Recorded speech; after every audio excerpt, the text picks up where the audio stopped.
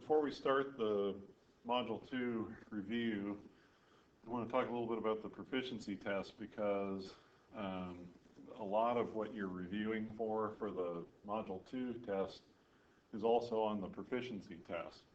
So I want to make sure you know that and are paying attention to the calendar, looking for when the proficiency test is going to be. So take a look at the calendar on the website. Make sure you know when the proficiency test is. There's also in your Module 3 packet, there's a practice for the proficiency test. These are problems that are just like what's on the real thing.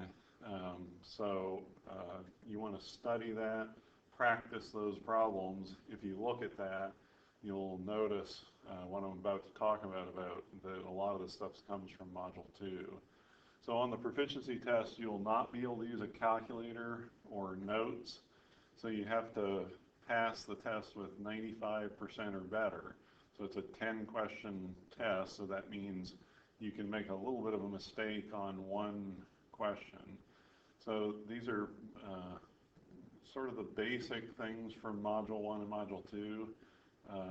So if you don't pass, we'll take it in class one day. If you don't pass, you can retake it in the Learning Center up to a maximum of twice a week through week 10.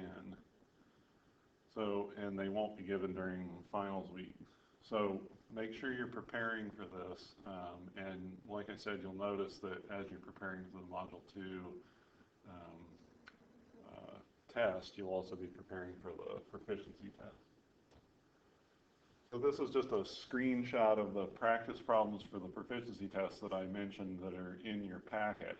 So make sure you find these in the packet and take a look at the problems, do the problems. The answers are in the packet with the problems. So practice these, practice them enough that you're sure you know how to do them.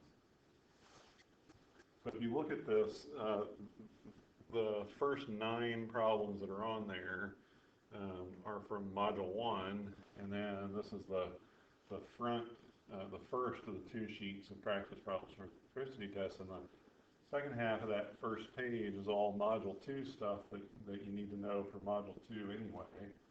And then the whole second page of practice problems is all Module 2 stuff. So I'd kind of recommend studying for both of these at the same time. They'll both give you some really good practice for each other.